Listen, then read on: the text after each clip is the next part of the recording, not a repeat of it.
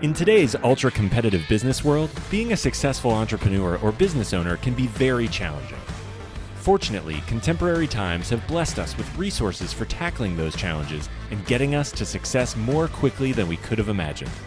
Welcome to The Root of All Success with the real Jason Duncan, a podcast that explores how the world's most powerful entrepreneurs grow incredible companies. This podcast looks at the 5 keys to unlocking success as an entrepreneur.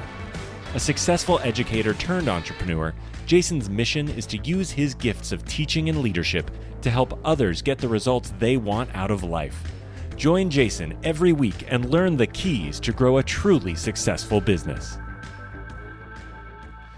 Hey there, and welcome to the show. I'm the real Jason Duncan. Thank you for tuning in. If you're watching this on YouTube, I especially want to thank you because I appreciate you tuning in to watch this. We record this live and in person, and it's good to know that you're there. If you're not watching this on YouTube, you need to go check it out. It's at youtube.com/C/TheRealJasonDuncan, or you could just search for the hashtag The Root of All Success. This is a podcast that is syndicated by the C-Suite Radio Network. We're honored to be part of their network.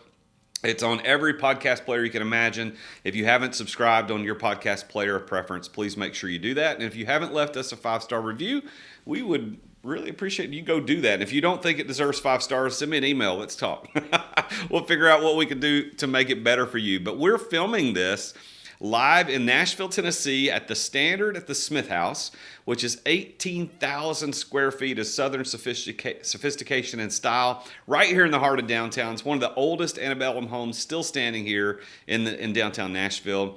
And it's one of the top 5 cigar bars in the country, one of the most fantastic steak restaurants that you'll ever go to. It's fantastic. I had some friends here that ate not just a few weeks ago and never had the food here, and they were just beaming about how amazing it was. But the Standard is operated by the one and only Joshua Sterling Smith, and as a member here and a good friend of Josh's, he's allowing me to record the podcast here in the Matador room. So if you're watching this on YouTube, you can see we're in this beautiful room, and then we'll also post pictures of this on all my social media platforms, which you can follow me on at The Real Jason Duncan. So that's our sponsor for the kind of where we're having this at the Standard at the Smith House. But I've got a sponsor for today's episode called 8 Bend Marketing. And it's 8 Bend Marketing. You can go to the number 8 BEND.marketing. That's 8Bend Marketing it's just 8Bend.marketing/root for a special offer. But let me tell you a little bit about what they do.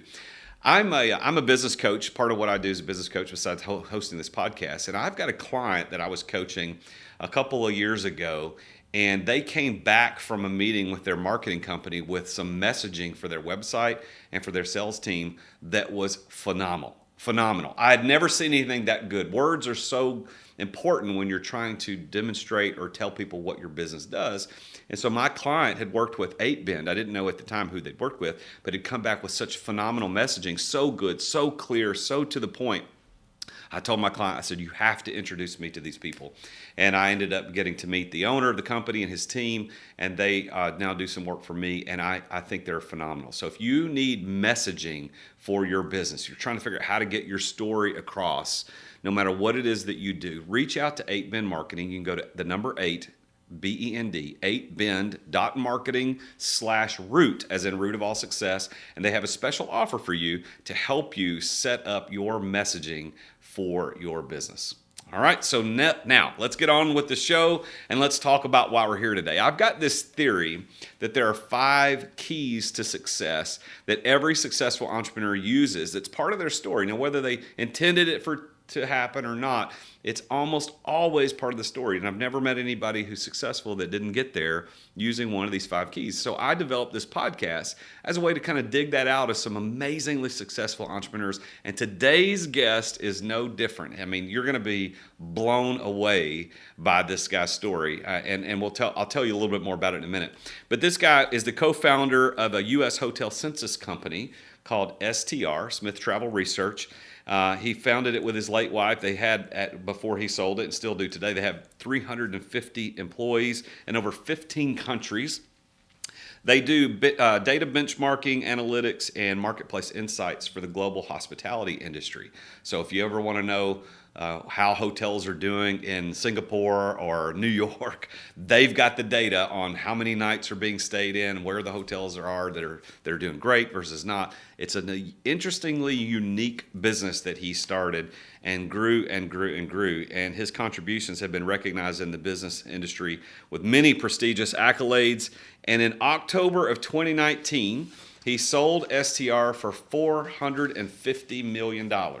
So you're going to want to make sure you listen to what this guy did and how he got to success, because now he's building a house on 250 acres on the lake somewhere here close to Nashville. We're not going to tell you where it is, but it's somewhere close to Nashville on the lake, and it is absolutely phenomenal. He built a business, very successful. He's an avid fisherman and a hiker as well. Please join me in welcoming the one and only Randy Smith to the Root of All Success. Randy, thank you so much for being here. Well, you're welcome, and thank you for having me. Well, it is, so you and I both are from Sumner County, Tennessee, which is just north of Nashville, and for those that are listening from all over the world. And your business, STR, has, we were just talking about this pre-show, gorgeous building sitting right there kind of between Hendersonville and Gallatin, and I never knew what it was. It just said STR. It had no description, but after I learned what it was, I was very impressed. And up till today, when you walked in here, I'd never met you, but I'd heard so many good things about you. So tell the listeners how you started STR. Like, that's such a weird and unique thing. How did that get started? It was a very small niche, but it was, my wife and I lived in Florida. I graduated from Florida State University, and I was at one of those college interviews when a hotel consultant showed up at that college to do one of these interviews. And she met me, and we got to know each other, and she said I had the perfect spot for me. So they moved me I went from Tallahassee there at Florida State. They sent me to Orlando, which at the time, this was, gee whiz, almost 50 years ago.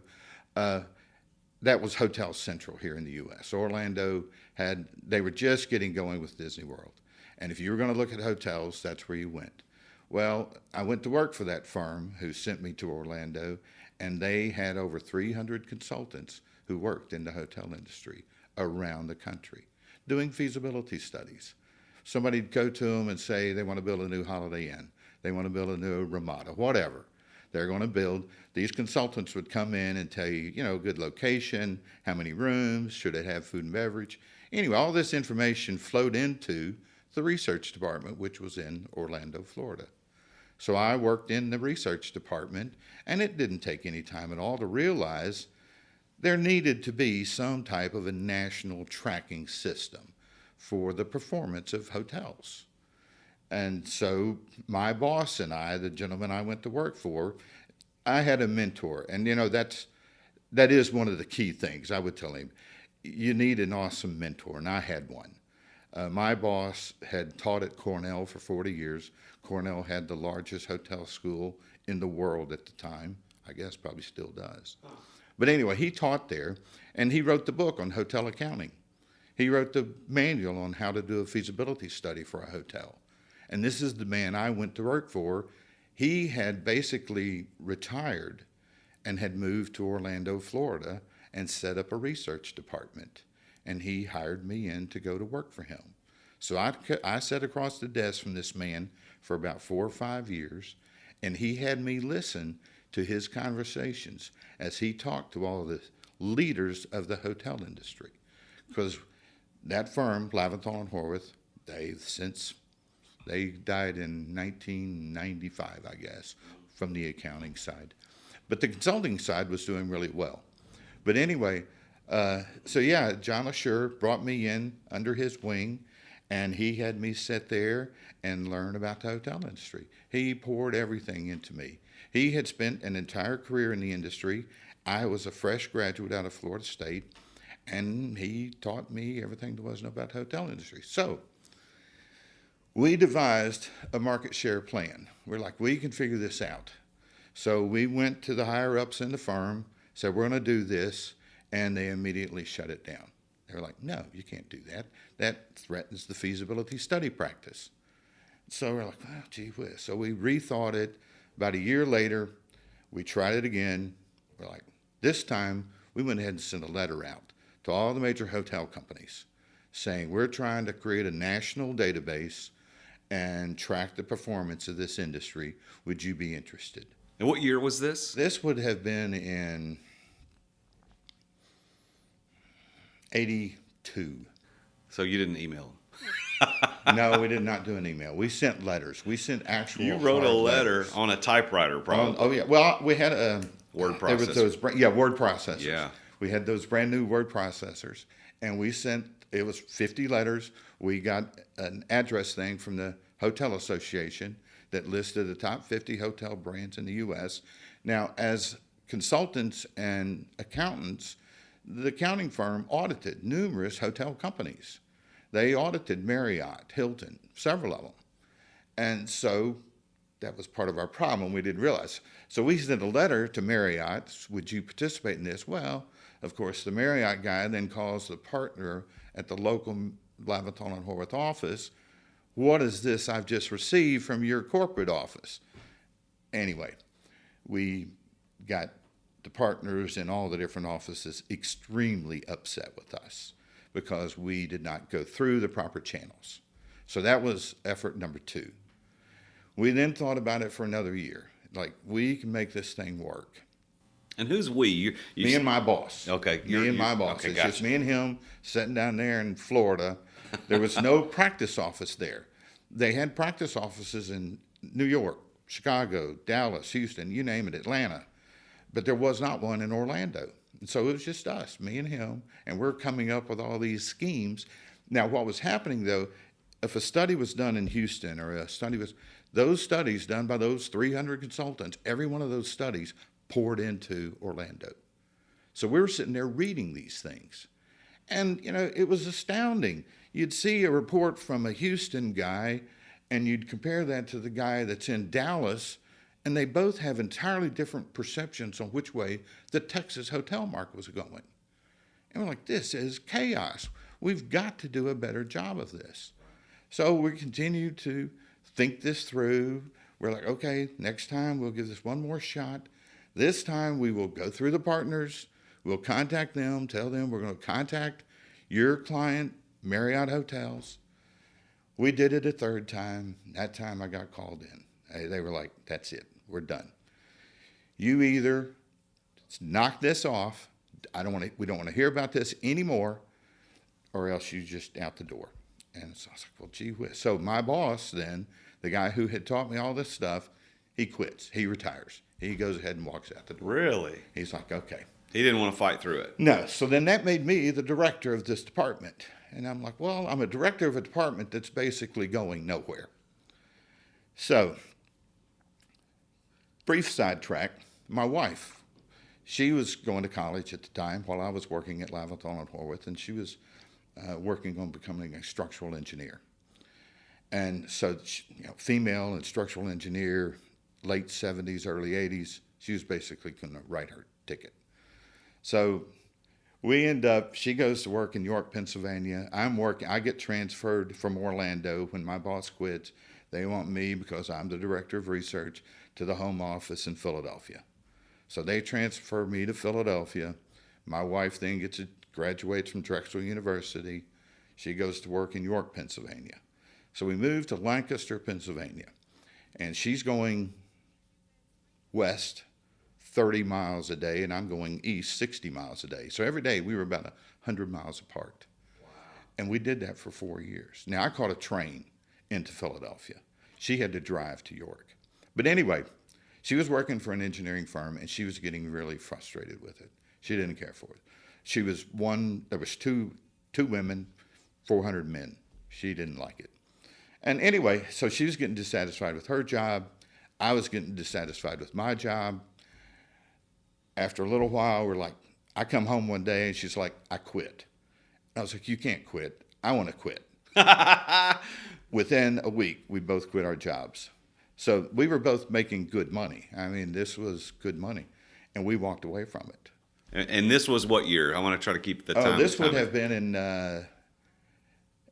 early '85. Okay, so this wasn't long. So in '82, you're working with the company in Orlando. Boss quits. You move to Pennsylvania. Philadelphia. So '85-ish, you guys both walk in and say, "We're done. We're not doing this anymore." Yeah. Okay. Now what? Now what happens? We, this idea of a market share plan was still percolating in the back of my mind. And what does that mean? What does market share plan mean? To be able to tell Holiday Inns, okay, in Chicago, you have 10% of the rooms, you captured 12% of the room nights sold, and you captured 15% of the room revenues. Okay, so it kind of is an explanation of how they're performing, not Relative just a wet thumb in the wind. It's actually data relative to their competition, hard numbers. Right. And that was one of the things we did, was tapped into an existing supply of data. If you, as a franchisee of Holiday Inns, you were required to report that each month, those three numbers: your rooms available, which is the number of rooms in a hotel, times the days in a month. So if you've got a 100-room hotel, 30 days, you got 3,000 rooms available that month. Did you sell 2,600 of them? So what was the total room nights sold at? Then your rate tells you what your total revenues were. So we went after those three numbers because that was required in franchise agreements to back to the corporate offices. So we knew if we could get the corporate offices to report it, we could bring that data from all over the country into one spot. Okay, so that's the market share idea. Yes. And when you guys said, okay, we quit, now you're figuring out, how do we get that? How do we do this? Yeah. So we walk out the door. And literally, this was in Lancaster, Pennsylvania. And her parents lived in Memphis. And actually at the Tennessee River, Camden, Tennessee, if you know where Camden is. That's where her parents lived. So we're like, well, let's go on vacation and figure out what we're going to do. So we go to Camden, Tennessee, drive down here, and going to spend a week or two. Now, while I'm driving, right before I left, I got a very good job offer from a company in Southern California who had known the work I had been doing at Laventhal and Horwath. It was one of their big competitors. And they were offering me a job. They were like, heard you'd left your job, we'll hire you. We're in Southern California. And we will give your wife a good job with the Irvine Company, which is a very big, impressive company at the time. So we're like, okay, let's go on vacation. So we headed to Camden, Tennessee, and we're literally on the lake fishing, on Kentucky Lake fishing, when we're trying to decide, do we take those jobs or do we throw caution to the wind and try and start this market share company? And can I guess where you did? yeah. And we still remember it to this day, June 1st, 1985. We were sitting out there fishing when the two of us, my wife and I both, we were like, well, if we're ever going to do this, now is the time to do it. We were 33, 34, somewhere in there. I don't remember. What was it, 85? I would have been 33. So we decided to throw caution to the wind and start this business. So we go back up to Pennsylvania, and I won't get into all the details of, we figured we needed $60,000. We came up short. We had managed to save through the 401, stuff like that, $40,000. And so we came up 20,000 short. Well, how the details of that happened, but we ended up borrowing 10,000 from my dad and 10,000 from my wife's dad. And that got us our $60,000. Wow. We went out with that $60,000 and bought 2 PCs, a plotter, and a printer, and it cost us $34,000. Oh my goodness. What you could buy today for $1,500 cost us $30. They went half of our money for these 2 computers, Compacts, 386s. One was a 386, one was a 286. Anyway, we were one of the very first companies, didn't realize it at the time. PCs were still quite baffling to people. I had worked with a lot of data at Laventhal and Horwath, but it was all in a timeshare environment, which you logged into a remote computer that belonged to typically some big bank that sold time on that thing. Yeah. So it was a timeshare. So you interacted with computers, but you didn't have a computer sitting on your desk. Nobody had that. But we got to literally thinking, how many characters would it take to key in a name and an address, number of rooms, some basic information about hotels, and key that in, and how big of a hard drive did these things have? One had all the way up to 70 megs of hard data you can actually put into this thing. And we're like, that will hold a U.S. Census database. So we buy this equipment. My wife and I literally drive around Lancaster. Then we drove around Philadelphia, Harrisburg, all around the area. She'd pull up. I'd walk into the lobby, grab a directory of hotels for that brand, Days Inn, Ramada, Holiday Inns, you name it. We would take those directories back home, and we'd sit down at those computers and start creating that database. We would key in name and address. And we did that. It took us working relentless. I mean, it was relentless. We were working we would getting up at 6 in the morning, and we were going to bed at midnight at night, correcting keys. We'd spend all day long. And we did that for a year. And this is in 1985. You bought a $35,000 computer system, and you're actually walking in and picking up physical copies of things just to put it into a computer system.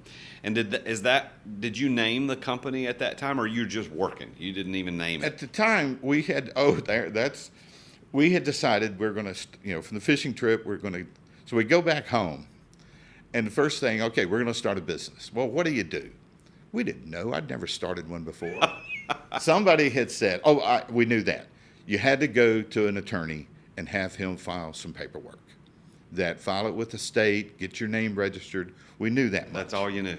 Yeah. So we went to an attorney and say, we want to create this company, Smith Travel Research. So you did have that name to begin with? We did have that name. I've both regretted and anyway, that was the name we chose. Right. Smith Travel Research. Well, I see, and I've only known it as STR for the first, 10 years. Yes. I knew it existed. I didn't know what STR stood for. Yeah, we went through a whole corporate renaming and redefined it as STR. And so today, though, STR it's still under the brand STR, but it was purchased by another company. By right? CoStar. CoStar, which I think the real estate folks are going to know that name because they do a lot of the real estate and CoStar has been an excellent buyer. Yeah. I talked to my former employees, their current employees, and I talk to them often. And as one of them said, "Hey, I used to work for a rich eccentric guy, and I still work for a rich eccentric guy." Just a different one. Just a different one. So we got this story. So let me kind of summarize. So you've got you and your wife sitting on a fishing boat in Camden, Tennessee, in Kentucky Lake. We're quitting our jobs. We're going to start this company. Let's go. Let's pull our money together. You got 40 from the 401ks or your retirements, 10 from one parent, 10 from another, or whatever. And now you got your money. You get the database. You're hustling 12, 15 hours a day getting this thing put together, and you've got a company. So how did it go from that to actual making money? Like, how did you make money with that data? Somewhere along the line. Now, that's one of the things I definitely attribute my success to is I read a lot. I started subscribing to the Wall Street Journal when I was 17 years old. I remember when it was one section. I mean, I go back a long time reading Financial World. I got a degree in finance. And somewhere in all of that, I had read somewhere that probably the single most profitable thing you do is create a newsletter. I was like, a newsletter. They were like, you get lots of subscribers, and it doesn't cost you anything to produce it, it's just printing cost.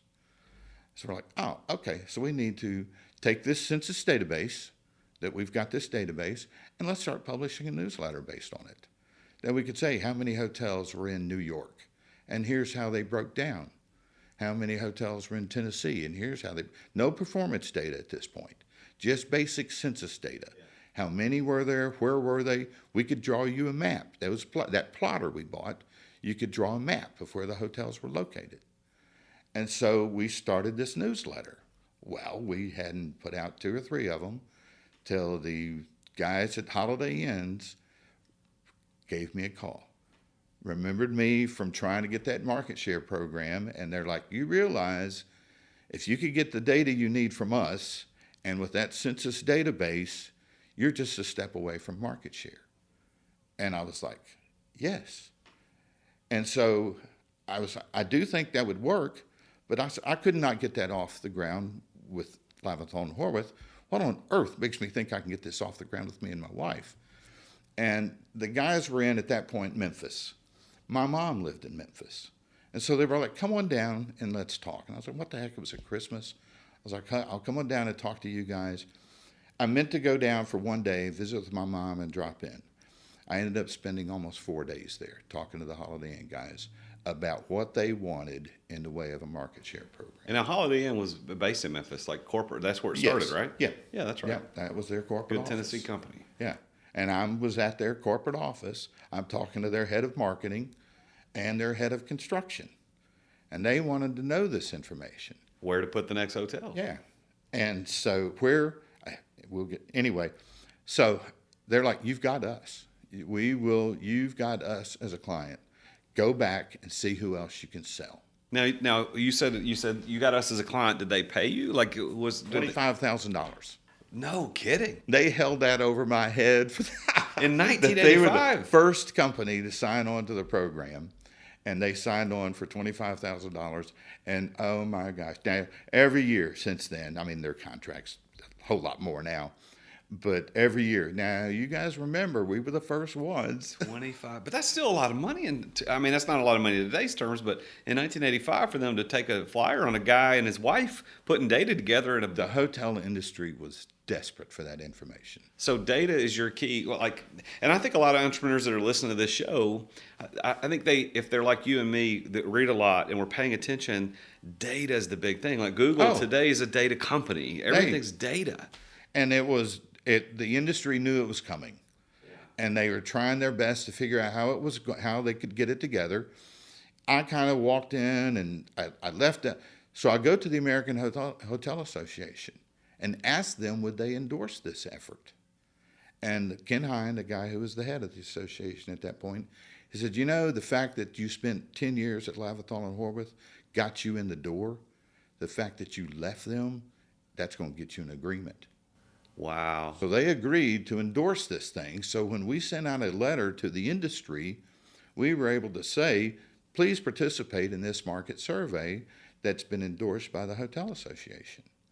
And boom, that month, we had the single largest survey ever conducted of the industry and its performance. And it all started on the fishing boat in Camden, Tennessee. And so then we start signing up the brands. We start sending out letters, trying to get every brand to participate. Some of them were real holdouts. Oh, it took us forever to get Super 8. Just some of them were just real. Red Roof was difficult. But anyway, that was when I traveled the country. So Randy, I am your story is even more impressive now that I hear the origins. But you've got STR, Smith Travel Research. You've got Holiday Inn to kind of make that first flyer. Now take the flyer on you, and now you've got your newsletter, so to speak. You've got this thing going out, and you're making money. And now, when did you move to Nashville or the Nashville area, Tennessee, from Pennsylvania? That was a completely oddly personal issue where my wife and I lived. The little house we had started the business in, we had been renting it. In Pennsylvania? In Pennsylvania, there in Lancaster. Well, the lease was running out, and the guy wanted to sell the house. And so we were trying to get the business started, and we had some cash flow. It was starting to kind of look like, the newsletter was generating some business. So we go to some banks there in Pennsylvania. Would you give us a loan so we could buy a house?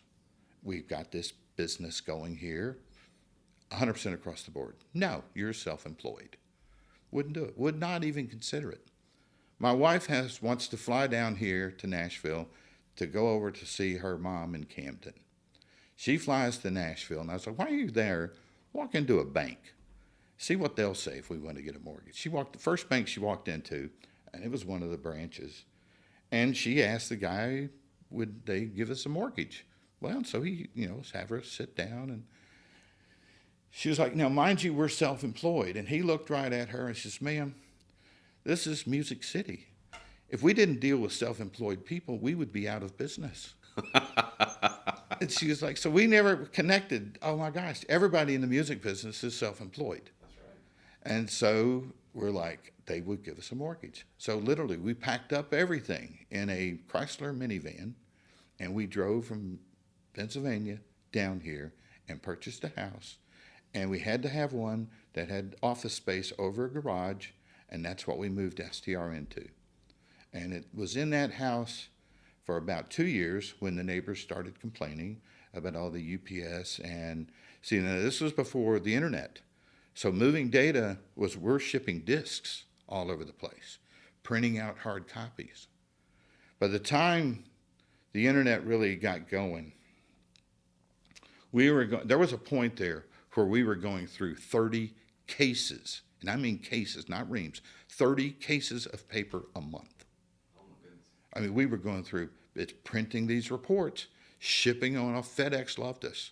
I mean, we would ship FedEx cases of paper. We would ship 3 of those to Quality Inns. 3 of those goes to Marriott. I mean, we were going through trees. We all felt bad about it. So yeah, well, there was nothing you could do. I mean, that's how you had to do business. We were one of the first adopters of moving data over the internet. That there has to be a better way to move this stuff. So we started at the very beginning, trying to adopt everything we could to move data. So you've built, you and your wife, your late wife, has built an amazingly successful, profitable company just out of sheer, like, you knew there was an opportunity in this marketplace, and you built it. And not only did you build it, but you guys are doing so much revenue, and then to sell it to a huge company like CoStar. Was that part of your plan? Did you think, hey, one day I'm going to sell it to this huge company, or Never. what? Actually, when my wife and I were growing the business, selling it was never even a consideration.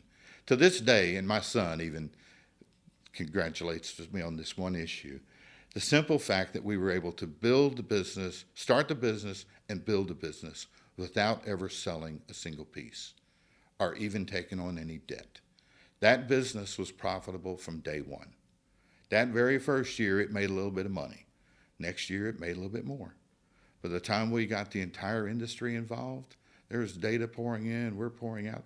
Some of the different reports that we created through from that, we print money. It's astounding. If you want to know, you want to build a hotel, let's say you bought a site at Nashville Airport, and you want to build a brand new hotel there.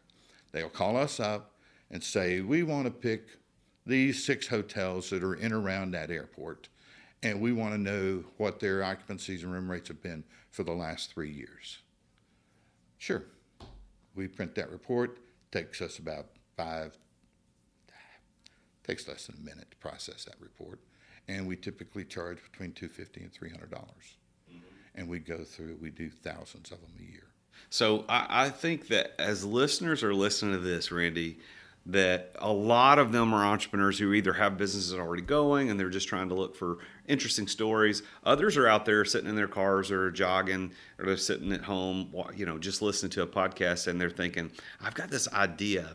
But here's what I think I want to kind of drive in this point is that so many are trying to be clever, and they're trying to look for this weird, unique, they want to be the next Amazon, the next Google, the next whatever, the next Tesla. But the thing is, you built a 9-figure business. I mean, I don't know what you were doing, but you sold it for a 9-figure business just based on data. That is in the 80s. In the 80s. And the thing is, for me today, I think it's more difficult today than it was when we first started that. That was at the very beginning of the PC revolution. I mean, we caught a wave. And at times, I think it's somewhat more difficult today because you don't have a wave like that behind you. But at the same time, everywhere I look, I see opportunities to process this, to look at this. What we do for the hotel industry, there's very few other industries out there that do it. There is industries across this world that could desperately use market share data, and nobody's doing it for them. So your boss at the firm who quit, is he still with us today? No, he passed away years ago. Right after he retired, a few years after that, Leventhal and Horwath, the firm went under. So he lost his retirement. I mean, he had a really nice retirement, and he lost the whole thing. He comes to work for me. The fact that I'm now his boss, I think was lost on him the entire time that he worked for me. We had he was a fascinating guy, and he taught me everything I knew about the industry. So I hired him in at STR, and he stayed down there in Orlando, and we'd talk about it every other day, and he'd always call me up and just chew me out. He was a great editor, so I would write articles on the industry. Well, actually, all of us would, and we'd send them to him for him to review. And then, so I'd get these phone calls, do you have any idea what you're doing? I was like, no, what have I done now? And anyway, he'd chew me out. And at times, every now and then I said, you do realize you work for me? And he's like, no, I don't. I was like, no, you don't. And but anyway, he passed away. And that was a great loss to the industry. But he introduced me to the industry and introduced me to a lot of the CEOs, head of marketing. And so I knew a lot of these people by name, and ended up going through the years. One of the odd things that we ended up doing was the hotel industry was clearly going global. Marriott was building hotels in Europe, Asia. I knew the CEO, Arne Sorensen, who just passed away. That was a terrible loss. He's told some of the funniest stories. He was visiting their property in Tokyo, Japan. And we're like, yeah, okay, yeah. And he goes, yeah, the 57th and 58th floors flooded. What do you mean? Well, it was apparently they'd had an earthquake, and it cracked the swimming pools that were on the roof. So wow. Those floors flooded that were beneath the swimming pools. And we're like, okay, that was a different problem that you normally expect. And he was like, yeah, we had not expected that. They had some artwork. Anyway, Arnie had some fascinating stories. But the hotel industry started going global. So they're like, STR, what you do for us here in the U.S., we need it in the U.K., we need it in Germany, we need it around the world. And that's when the fun began. Because we had gone into Canada. We were doing Canada, we were covering Canada, and we were covering Mexico and the Caribbean. So we were covering those.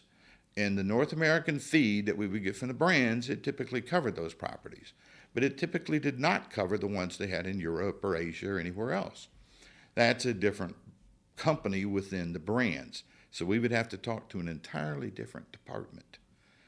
The global struggles were that, to a large extent, the fact that we had succeeded at going global and doing that, some of the struggles that we had in doing that were, but that was big part of what CoStar was after when they purchased us, was the fact that we had succeeded globally where just about everybody else had failed. Well, that's your story. I mean, the grit and determination that you and your wife had originally to go out and drive hotel to hotel and get that data, you use the same grit and determination to go out into the rest of the world and pick up that data from any places in Europe and Asia. And that's fantastic. Even at me, I thought that was somewhat audacious of us to go to a hotel in London.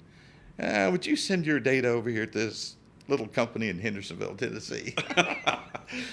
Well, what would you say is your definition of success? In your own words, how would you define conceptually the word success? Just being comfortable with who you are and what you're doing.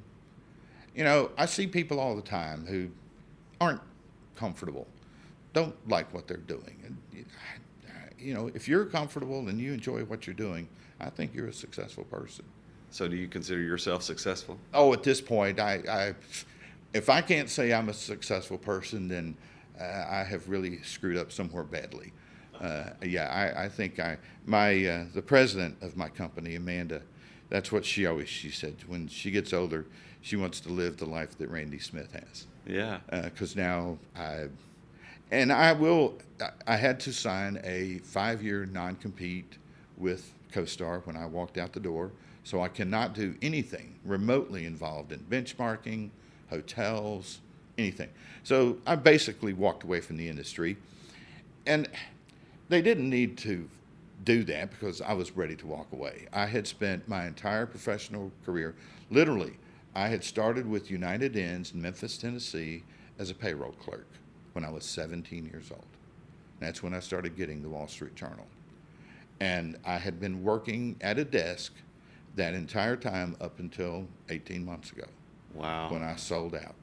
And at that point, I was like, I've had enough. Well, I think all entrepreneurs who listen to this podcast and around the world, they all want to experience the life of Randy Smith too. Because who doesn't want to build a business over 35, 40 years and then walk away with a 9-figure payday? That is a story that's more than the American dream. That's beyond people's wildest dreams. And now you're able to live and do something now in a retirement that you could have never imagined. You were telling me stories before we went on live on the show about building your house on this 250 acres, and the eccentric dude was there before, had giraffes and all these.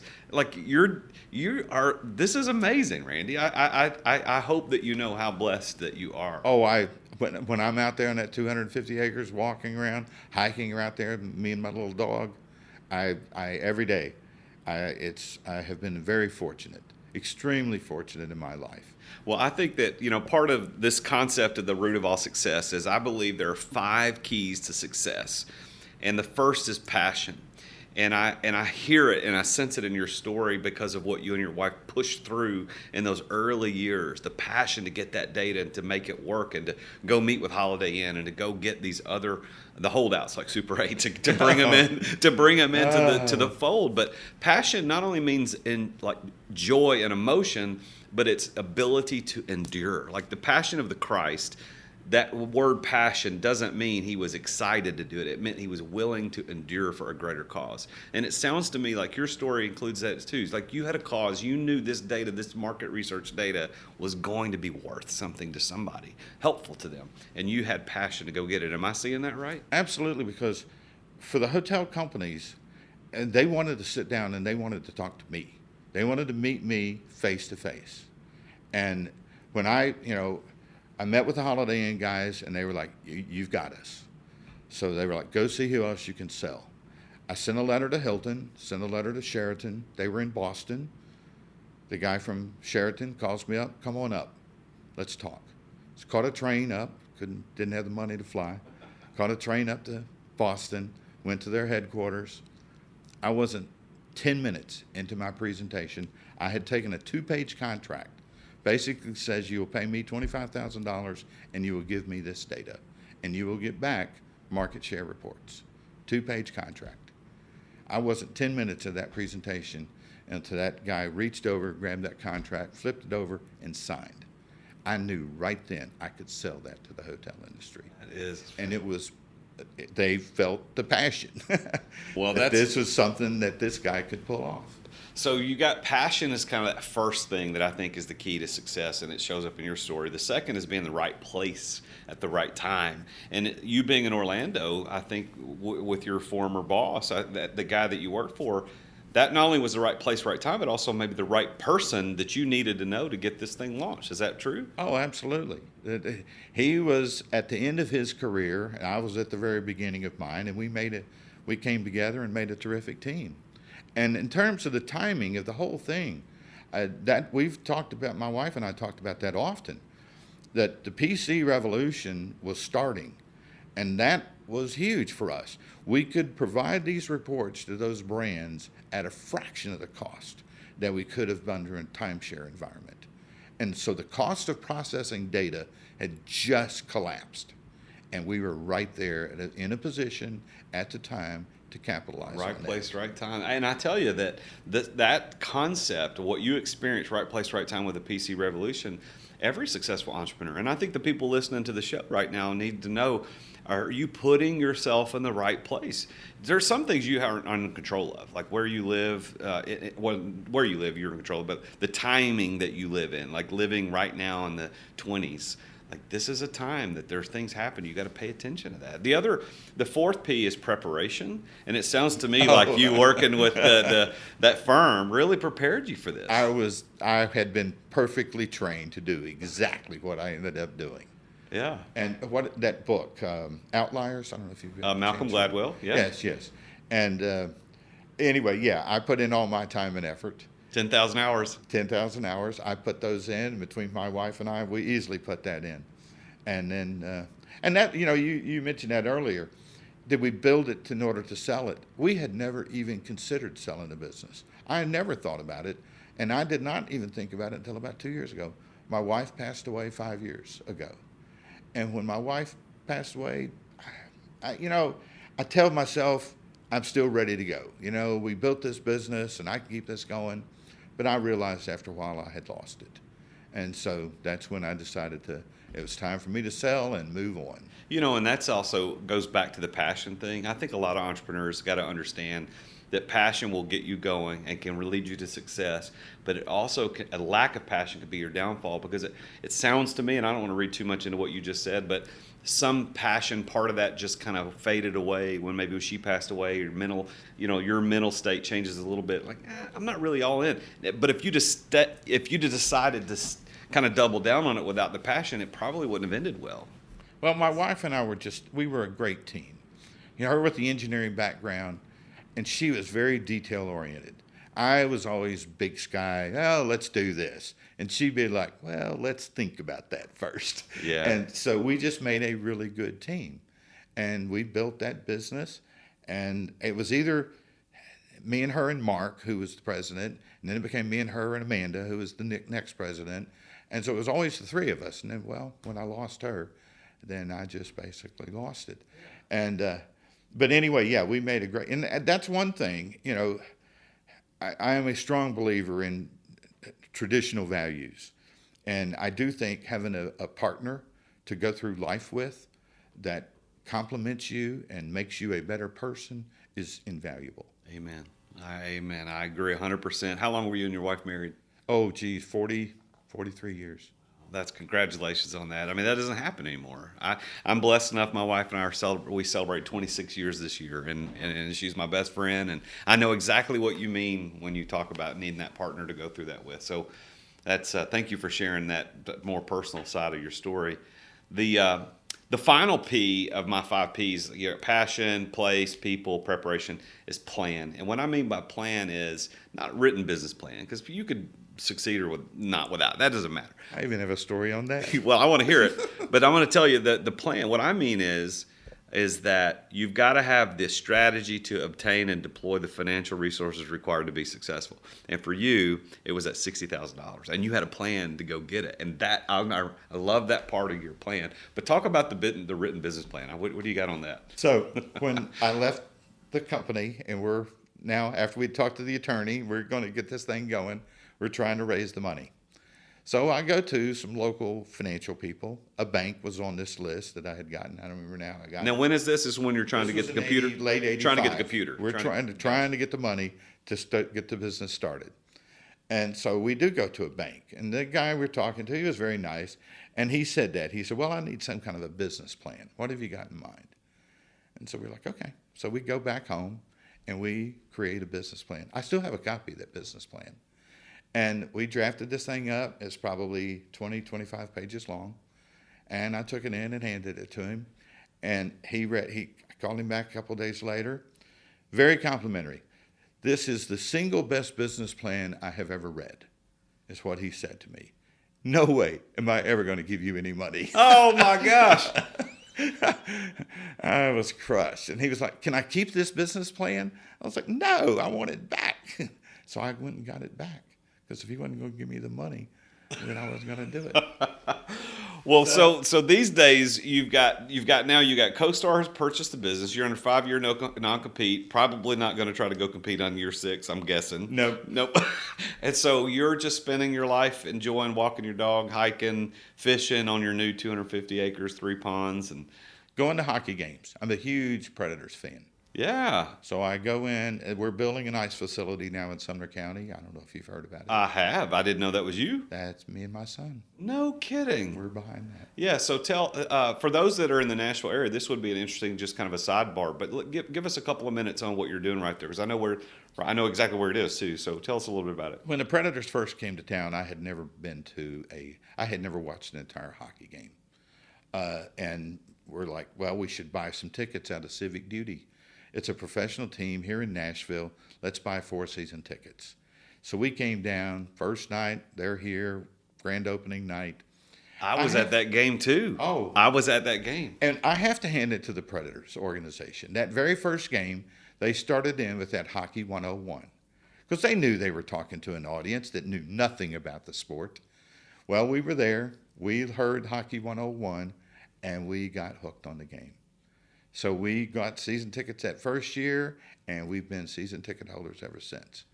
And then about 10 years ago, we got a suite there in Bridgestone, which a suite is an awesome deal. Very expensive, but it's an awesome deal. We get 16 tickets to every hockey game. So we get friends, everybody, my family, everybody gets into it. So my wife and I got to talking. We heard about the place in Franklin closing down. There was an ice facility down there closing down, and we're like, oh, man, they're desperate for ice around this place.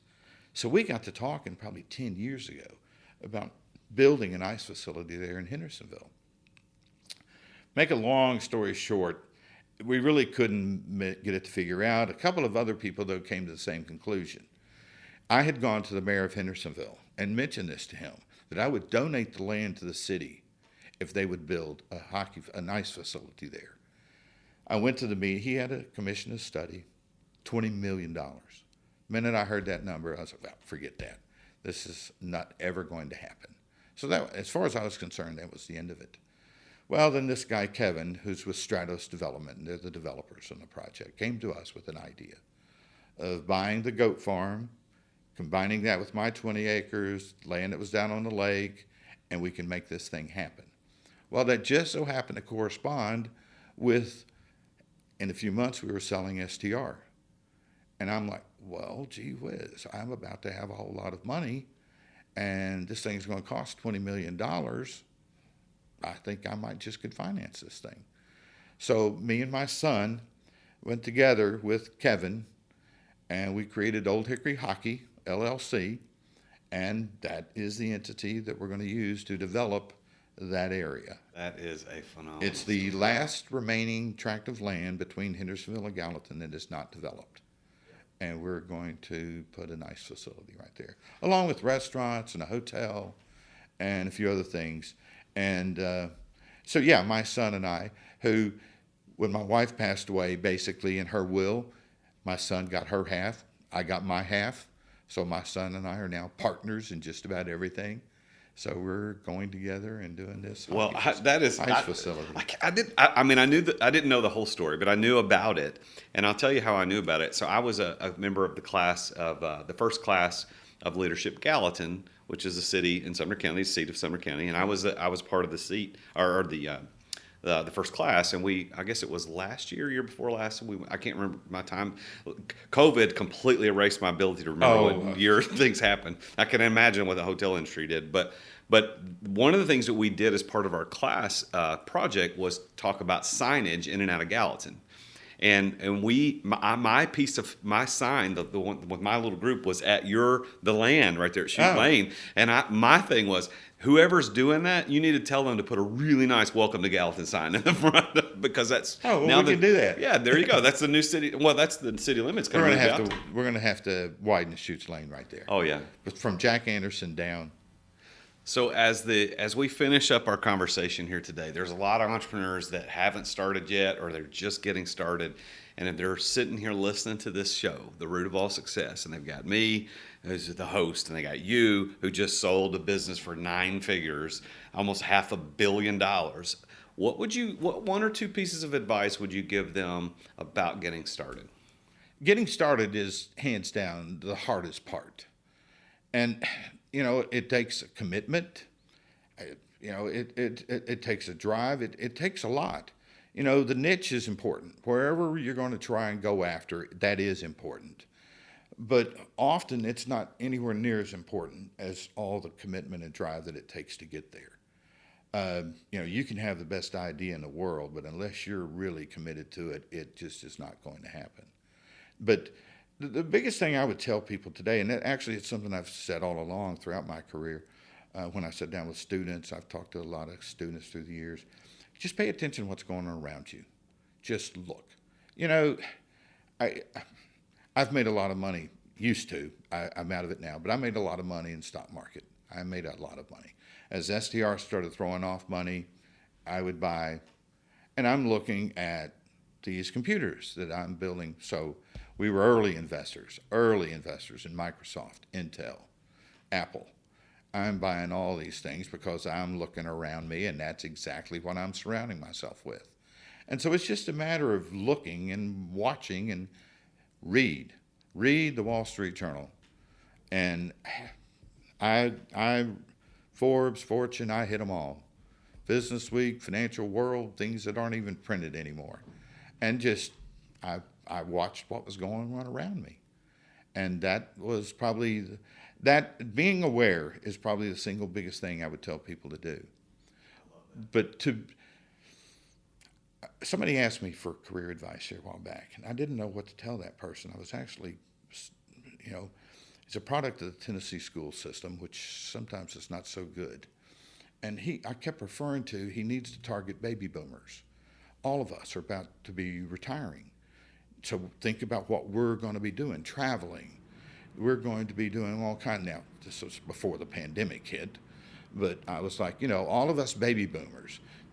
That's why you got Walgreens on every street corner now, because you got us baby boomers out there. We're on every street corner. And so just any type of business that caters to people my age, you got a good chance at. And so I was talking to this person, and I mentioned about travel, that baby boomers are going to travel. They're retiring. They've got a lot of money. They're going to hit the skies. He was a mechanic. I said, well, you need to shift in and become a jet mechanic. Be able to start working on, and I was like, and chances are today you can get a job in Memphis. All those FedEx planes going in and out of there, I bet you they're desperate for jet mechanics. I said, but the travel industry is going to grow. Now, this was before the pandemic. I do think at some point that will happen again. Yep. But it may take a little while now. But anyway, so I'm talking along here about cater to the baby boomer. This guy looks at me and he's like, wait a minute, what is that phrase you keep using? And I'm trying to think of what phrase I'm using. He was not familiar with baby boomers. No kidding? No. Really? How old was this guy? I was like, generations, the way they label generations and stuff like this. And he's like, Randy, I don't know what you're talking about. Never heard of it. The guy was clueless as to what's going on in the world around him. He was working. He was going about his job. He had a good, steady income. But he wanted more. But I was like, well, you're going to have to look out more then. You're going to have to start looking at a broader world than what you're looking at right now. Pay attention. And I was like, oh my goodness, that lack of awareness I found astounding. Well, I am so honored that you decided to be on this show. I know you don't do a lot of this, so thank you for being here. It's very, very good to get to meet you and to hear your story. I'm even more impressed now. And as I finish this out, I would tell the listeners, if you want to be successful, like Randy's been successful with STR, it starts with just knowing what are my probabilities of success. How do I know that I could even do this? And if you want to check online, you can go take a free assessment based on the 5 P's of success that I talk about in this episode and every episode of passion and place and people, preparation and plan. I've written this assessment. It's completely free. You can go take the assessment online at my website at therealjasonduncan.com/success. So you can take that, and then it's only 17 questions. It won't take you very long. You get a free personalized report in your email that gives you your chances of success with whatever business venture, whether it's data for traveling and hospitality industry or jet mechanics or whatever it happens to be, or ice rinks. Whatever it is, it can give you your odds of success and give you a kind of sense of, am I going to be successful? Can I one day sell my business for 9 figures like our guest Randy Smith did and talked about today? So thank you for listening. If you haven't subscribed, make sure you subscribe to our podcast. Go to YouTube at youtube.com/C/TheRealJasonDuncan to watch this and see where we're filming it live here in Nashville. But thank you for being here. Next episode, we're going to talk with yet another amazingly successful entrepreneur. I want to thank Randy Smith for being here today. It's been a fantastic honor to talk to you, sir. Thank you for being here. And I will see you guys next week. And until then, remember, Jesus is King. Thank you for listening to another edition of The Root of All Success with the real Jason Duncan. If you've enjoyed this week's episode, we invite you to visit therootofallsuccess.com to access the show notes and other helpful resources. Take charge of your business. Grow it from great to incredible. Join us again next time here on The Root of All Success. This podcast is a part of the C-Suite Radio Network. For more top business podcasts, visit c-suiteradio.com.